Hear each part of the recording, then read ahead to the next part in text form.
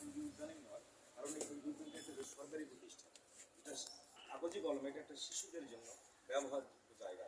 যে কোনো মুহূর্তে আমরা এখান থেকে চলে যেতে পারি। সুতরাং সঙ্গী উদ্যানের ঠিকানা হচ্ছে রংপুর। এই রংপুরকে কেন্দ্র করে আমরা গড়ে উঠতে চাই। রংপুরকে কেন্দ্র করে আমরা আগামী দিনের চলার পথকে চালিত করতে চাই।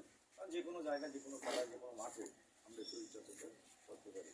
পরিশেষে বাংলাদেশে যে সিদ্ধান্ত মানুষের চেতনা, সিদ্ধান্ত মানুষের যে বেদনা, এক সাগরের মধ্যে এক ফোঁটা পানি আমরা দিচ্ছি। অর্থাৎ রংপুর উত্তরাঞ্চলে সবচেয়ে শীতার্থ সংখ্যাটা বেশি। আপনারা জানেন ইতিমধ্যেই পঞ্চগড়, দিনাজপুরে 9 ডিগ্রি সেলসিয়াস শীতের মাত্রা নেমেছে। রংপুরে গতকাল ছিল রাত্রি 12টার সময় ছিল 11 ডিগ্রি প্লাস। সুতরাং আগামী দিনে গতকাল যেটা আবহাওয়া পূর্বাভাস দিয়েছে যে এই মাসের শেষের দিকে একটি শৈত্যপ্রবাহ হতে পারে। তাহলে কী অবস্থাটা হতে পারে? আমাদের রংপুরে যদি 8-9 ডিগ্রি সেলসিয়াস নেমে আসে তাপমাত্রা, তাহলে আমরা অত্যন্ত এই দেশ, বিশেষ করে গরিব মানুষ যারা, পথের মানুষ যারা, নিরীহ মানুষ যারা, স্বল্প আয়ের মানুষ যারা, যারা ভাত খেতে পারে না একবেলা, তাদের এই কষ্টটা হবে। আপনাদের সহযোগিতার মধ্যে দিয়ে এই শীতার্থ মানুষরা যদি 1 মাসের জন্য একটা সুবিধা পায়, শীত থেকে তারা নিবারণ পায়, তাহলে আল্লাহর কাছে তারা দোয়া করবেন। এই দোয়াটা আমাদের কাজে লাগবে। সুবহানাল্লাহ বলেছেন, কালের জন্য নয়, আখিরাতের জন্য আমি যে নিয়ত করলাম, এই নিয়তটা যেন আমাদের আগামী দিনে এই পথ চলার পথে আমাদের সুন্দর করে গড়ে তুলি। এই প্রত্যাশা রেখে ফিটনেস ক্লাবের উন্নতি সাফল্য কামনা করছি। আপনাদের আগামী দিনে চলার পথ আরো সুন্দর হোক, দীর্ঘজীবী হোক। আল্লাহ আমাদের সহায় হোক। আসসালামু আলাইকুম। আমরা ক্রমে শেষ পর্যায়ে চলে এসেছি। শীত ঘোষণার মাধ্যম দিয়ে আমরা শেষ করবো। মধ্য দিয়ে আমাদেরকে শীতবস্ত্র বিতরণ হবে।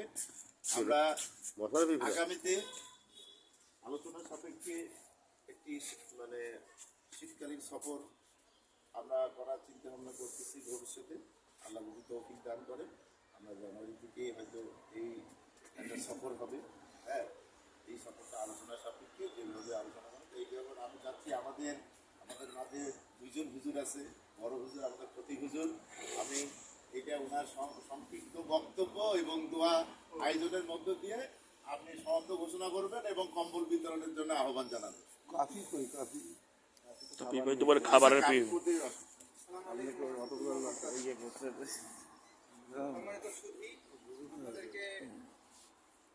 অন্তরস্থল থেকে আন্তরিক মুবারকবাদ জানাচ্ছি।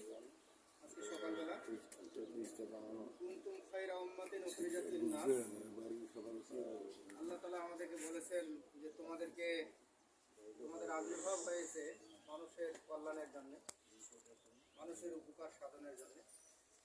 আল্লাহর হাবিবও বলেছেন খায়রুন নাস মান ইয়ানফাউন নাস, সবচেয়ে উত্তম মানুষ সেই মানুষ যে মানুষের উপকার করে। আমরা একজন হলেও উপকার হিসেবে একটা হাদিস 2 রকম বর্ণনায় আছে। এবং খুব খারাপ মানুষ একটা কুকুরের উপকার করে সে জান্নাতি হয়েছে। আমরা আমাদের নিজ উদ্যোগে যদি একজন মানুষের মুখে হাসি ফোটাতে পারি, খুব বেশি প্রয়োজন নেই, মানুষ খুশি হয়। রাসূল সাল্লাল্লাহু আলাইহি ওয়াসাল্লাম বলেছেন যে যে মানুষকে খুশি করবে কিয়ামতের ময়দানে আল্লাহ তাকে খুশি করবে। সুবহানাল্লাহ। যে মানুষের উপকার করবে কিয়ামতের ময়দানে আল্লাহ তাআলা তার উপকার করবে।